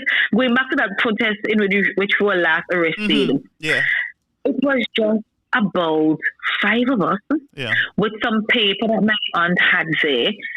And I would be quite frank with you that had the police not arrested us, I don't think 20 Vincentians would have known that we were out there, except for those who were on my life. But they came out with their their high-handedness, and the thing just went global. Yeah. Yep. I think I followed it on Eyewitness News with Kenton Charles. Yes, Kenton, yes. Yeah. Yep. Wow. That's how it is.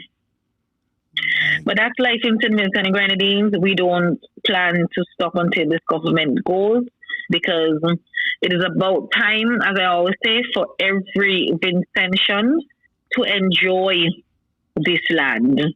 Yeah. It is time to end the oppression. It is time to end the persecution of people. It is about time Vincentians flourish. It's about time we thrive. This is our land, Yurme, Haruna, and it's time for us to take it back. Yeah. It is surely time to take that country back. But you guys are very close. I can see it. You're very close to changing government. You all just got to continue, keeping that front line going. Continue. But I don't see your aunt protesting anymore. What happened? She's afraid of Ralph now? No. she was there on the protest line today. Oh, she was there today? She was there today. Yes. What my aunt decided about a year or so ago was that she would not be too much at the forefront because she wants to see the young people stand up. That's her thing. She wants to see the young people stand up. So now that I am out there, and now that Kenton is out there, she feels satisfied. That's good. That she has, ignited something.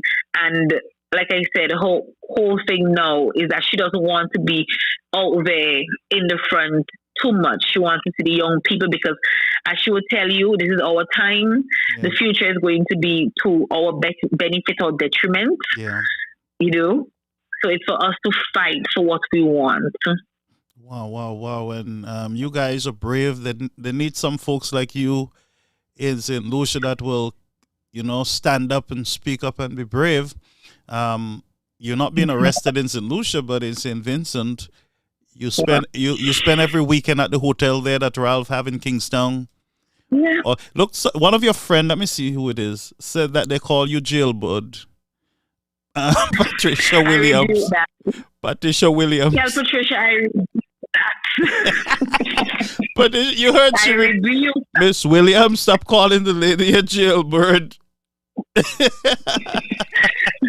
Patricia has a way of saying things on Facebook, and whenever I comment to Patricia, Facebook blocks me. So I don't respond to Patricia. She's a teacher. Is she a teacher? No, she's not a teacher. She does catering. She's self-employed. Okay. And she also operates a taxi service. Oh, that's good. So when I need a taxi, I can call her, Miss Williams. Yes, you could. Yes, you could. Oh, man. But, Miss King, I'm so happy to touch base with you, and I look forward to many more. Why don't we try to do something between the youth in St. Lucia and those in St. Vincent, a Zoom session or something? Why don't we come together? That's my thing. I'm all in. Because I'm all in. Unity is strength, you know. In. Unity is strength. And I believe when the St. Lucians hear, you know, your story there in St. Vincent, it can strengthen, and you hear their story. You know, you get some strength that you go through the same challenges in these countries. And you know, I'll work on that to see how best. I'm going to be in the Caribbean next month. Over in St. Lucia, there's a convention there with the opposition. So I'm hoping Mr. Brenton Smith, my brother, is going to pull me in on the scene there in St. Vincent with the opposition NDP, so we can do our best to ensure that Rav Gonsalves go on retirement permanently. Amen. Yes, I'll ensure that he does. Because as you rightfully said, unity is strength. It is strength. It is strength. It is strength. So you continue, and we'll continue to pray for you and hope that all is well. And let's hope that the government allow you guys to go back to work and do what you love. You know? True. Yep. Being with the children and molding the generation to come. So thank you. And I'll be looking out for your live for you guys tomorrow. And if I see you guys on and I'm home, I'm going to pull your system into mine and broadcast it so that the solutions can, and the other folks around the world can view it also. So, that's great. That's great. Oh yes, I'm going to be on the front line with you all. With Marcia Weiss from Barbados. So I'll be looking forward to that. Yes. Nice having you, and be safe. Sorry for all the pain that you're going through there in the country. Just hang in there a little longer. Weeping only endures for a night. For a night. Joy comes, my warrior. In the morning. Thank you so much again, and good night to your audience. Okay, blessings to you. Blessings, yes. Okay. Yes. So, folks, that is our friend, Miss King, from St. Vincent and the Grenadines, and I believe the Lord is bringing us together for such a time as this. We saw Mr. Smith, who is a professional police officer, and imagine he's a professional police officer. He's also the Secretary General of the NDP party, and so it looked like we are going to be having some good collaborations on Caribbean American News. We'll be pulling everybody together and having massive joint town hall meetings, both with the Vincentians and the St. Lucians. You cannot fight this battle alone. You need that global village to help in highlighting some of the plights of these people. And as you heard, Miss King, she spent a lot of time, in jail, not because she did anything wrong, but because she stood up, used her constitutional right as a citizen. There are too many of us who are cowards. We talk a lot behind the scenes. Yes, we are afraid even to speak on Facebook. We're a bunch of hypocrites, and I will keep saying that. Here is a young woman, strong like a lion. Strong, firm.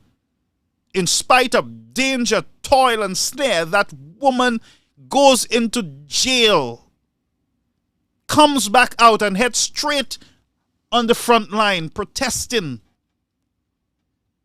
back into jail and back out on the road. That's a warrior. Those are who you need in your society. Not no coward hiding behind Facebook, hiding behind everything else, whispering. Huh? You got to speak up. You got to stand up. You got to use your constitutional rights. And you have people like me here who are talking night after night. Some of you hide behind me. Some of you don't even want to like and follow the program. Some of you don't even have no taste. Upani gu, you don't have no taste. But there are persons out there, I can tell you, who understand what the battle is and who will not rest until they achieve what they're set out to do. And as I said to you, I know Brenton's, I know Mr. Smith. I know him. He's a good man.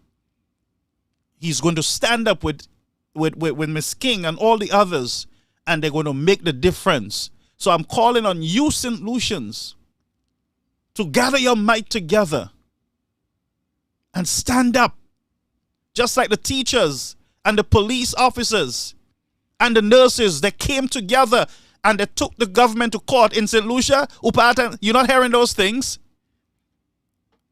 You're not hearing those things in St. Lucia?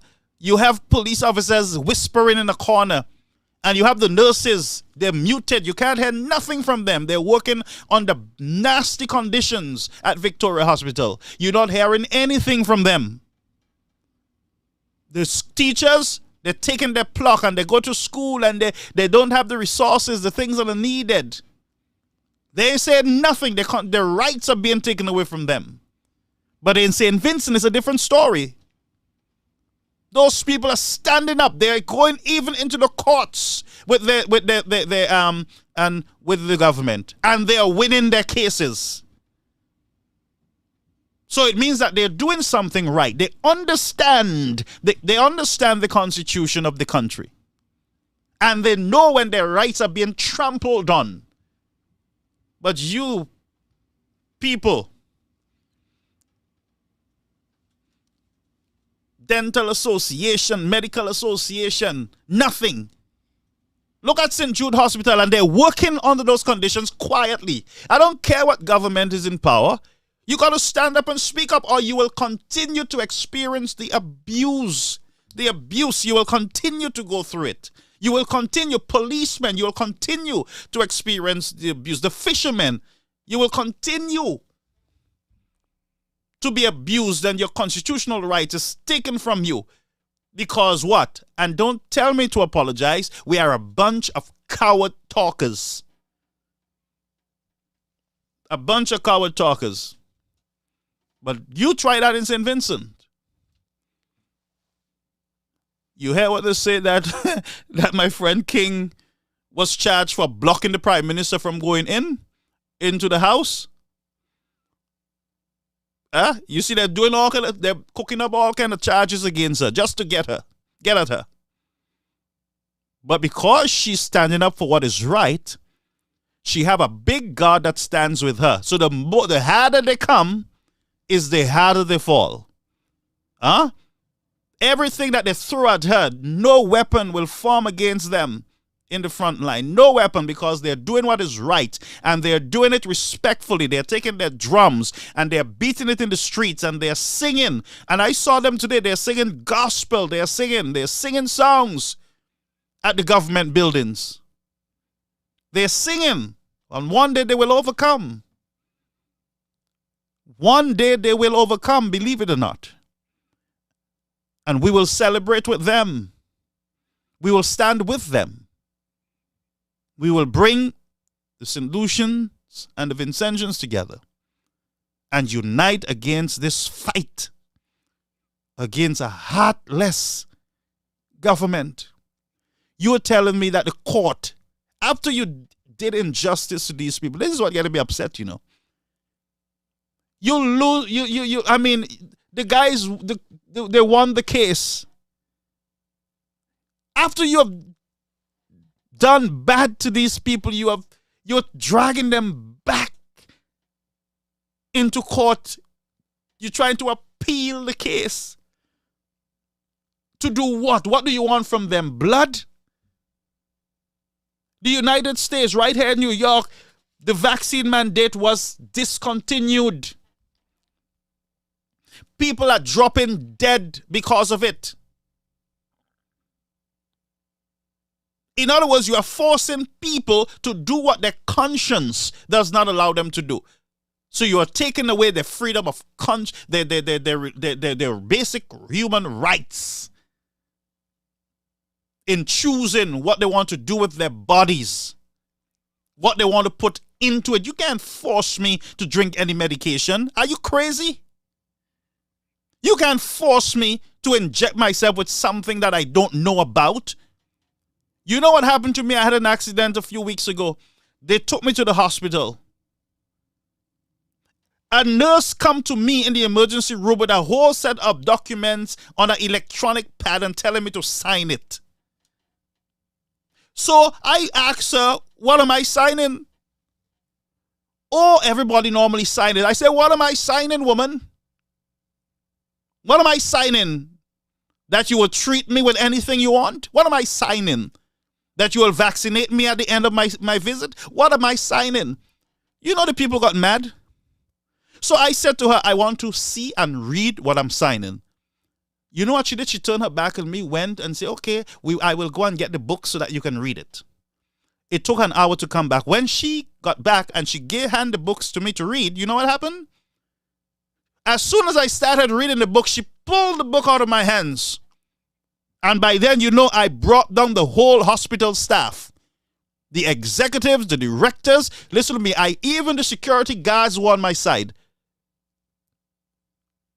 Even the security guards was telling me, yes, they have been doing that to the patients here, and we are happy that you are protesting. I started a one-man protest, and all the administrators called me in a room to apologize.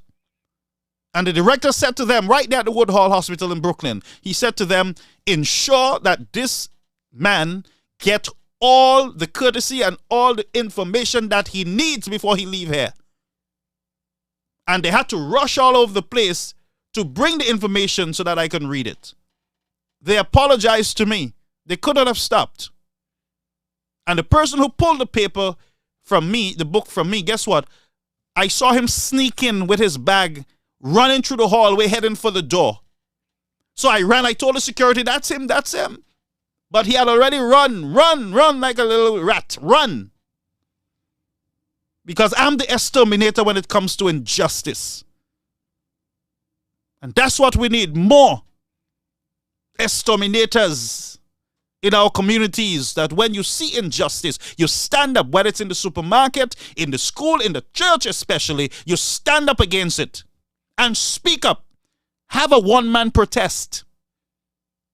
I do it every day. I go to the supermarket and I see people being abused and being maltreated. I stand up and I speak up. And I take on the battle. Sometimes they thank me, sometimes they walk away with a smile.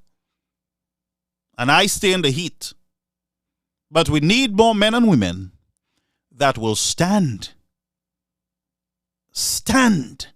against what is not right. And don't be afraid. And that's why my hero tonight is Adriana King and her group in St. Vincent. She's my hero. She will do all what she's saying. She will keep it on the issue. She will deal with the issue. You think she can't speak about Ralph Gonsalves' belly like he's carrying twins? She can speak about that all day. She can speak about Ralph's age. She can speak that he falls asleep in the house and wake up for a fight. She can talk about that. She can talk about his love for women. But she spent a lot of time on the issue. And that's what we need in this society. That's what we need. And I stand with her tonight. Again, I'm going to do a poster this week. She is Caribbean American Woman of the Month.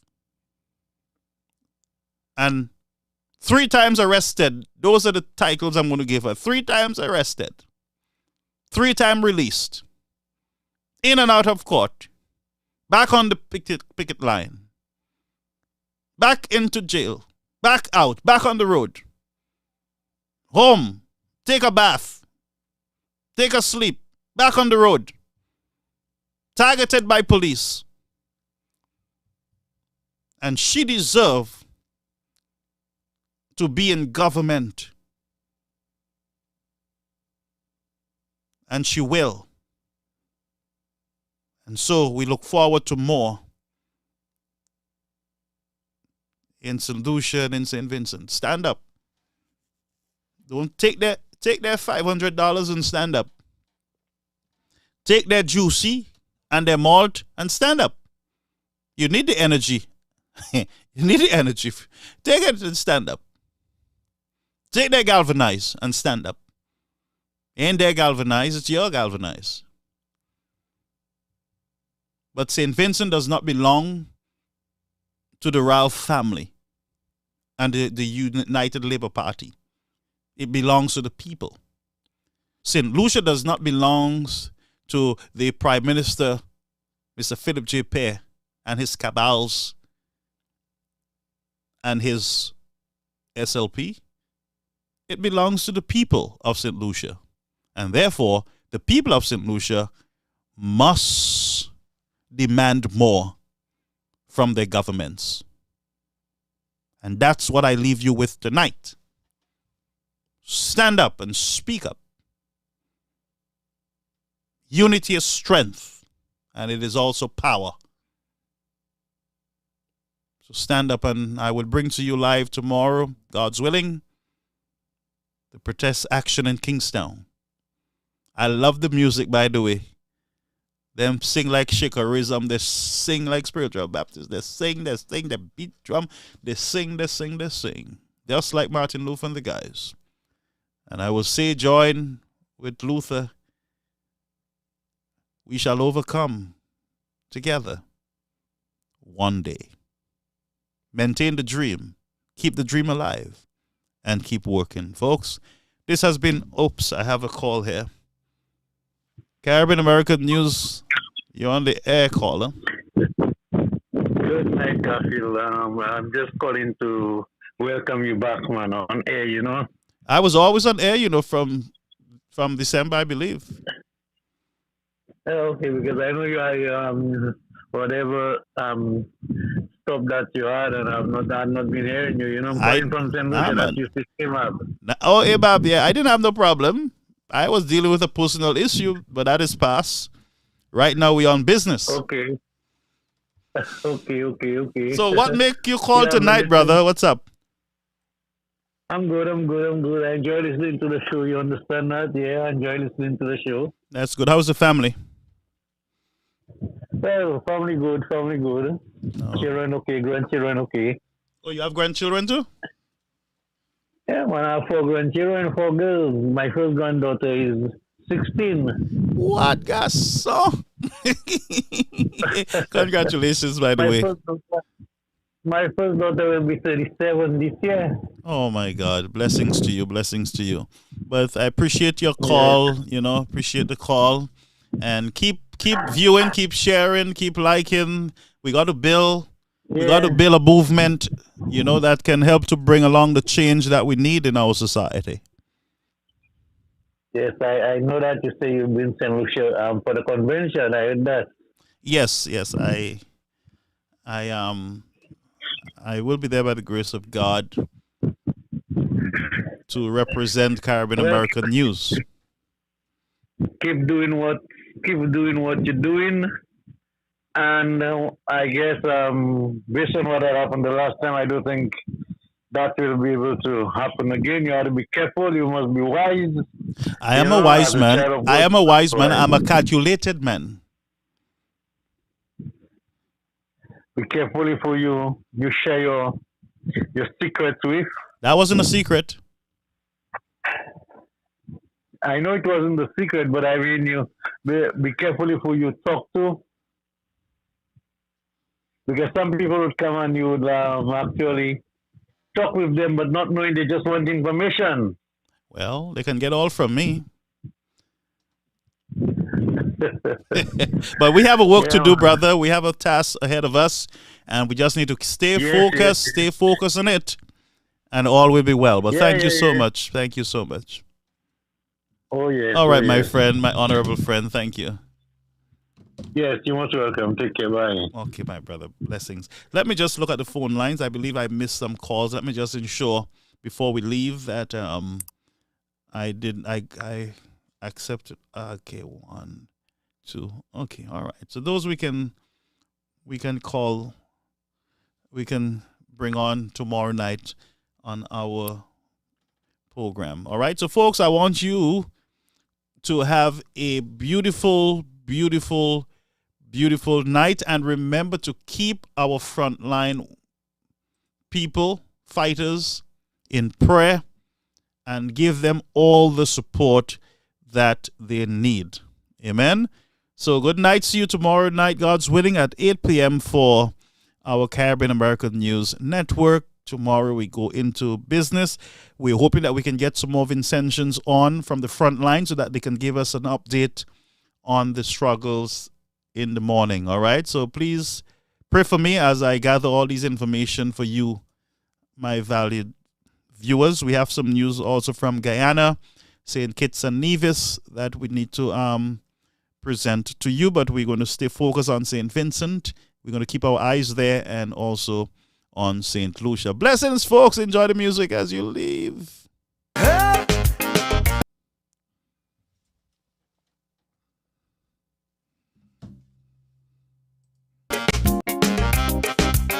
SOS, SOS, Mayday, Mayday.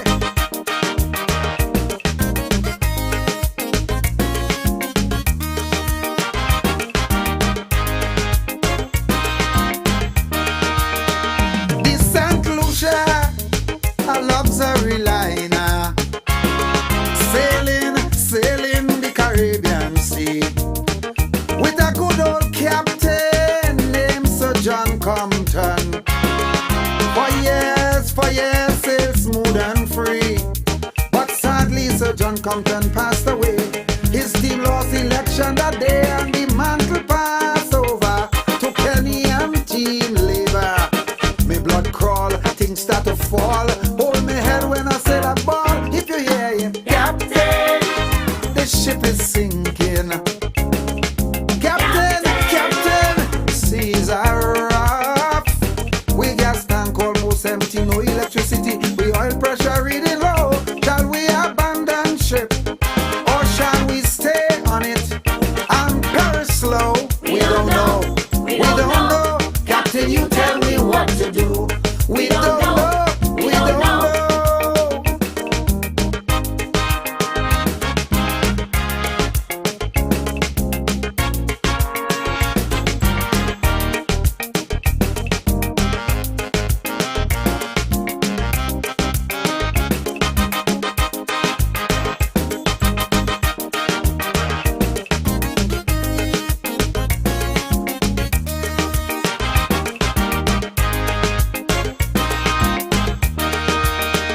The St. Lucia, oh, she was a beauty, with features that few surpassed. And in her day, she sailed majestically. There were few in her class. Faithfully, she fulfilled her sailors' needs, but labor was overpowered by greed, and so they pilfered slow, causing scandal and roro. Now things look dull. She's at a lull. She could barely sit on a hull. Half we balling. Captain, Captain, the ship is sinking.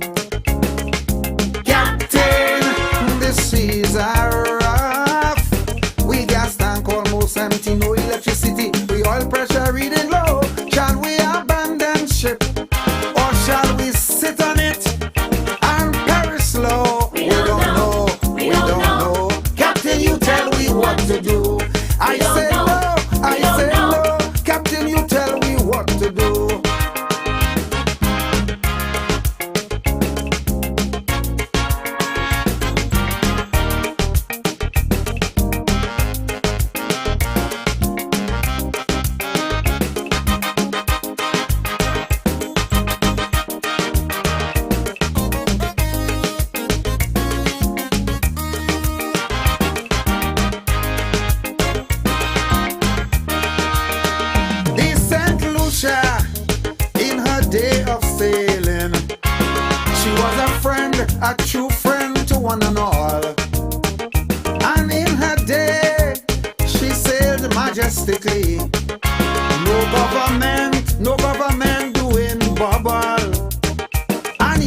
she always did her best to help out those in distress. Now she don't have money, we have to beg Joffrey. Labour boys don't share, none of them care. We must vote them out, I declare. Captain, the ship is sinking. Captain, Captain, the seas are rough. We gas tank almost empty, no electricity. We oil pressure reading low. Shall we abandon ship, or shall we sit on it and perish slow? We don't know, we don't know. Captain, you tell me what to do. We don't know, we don't know. You tell me what to do.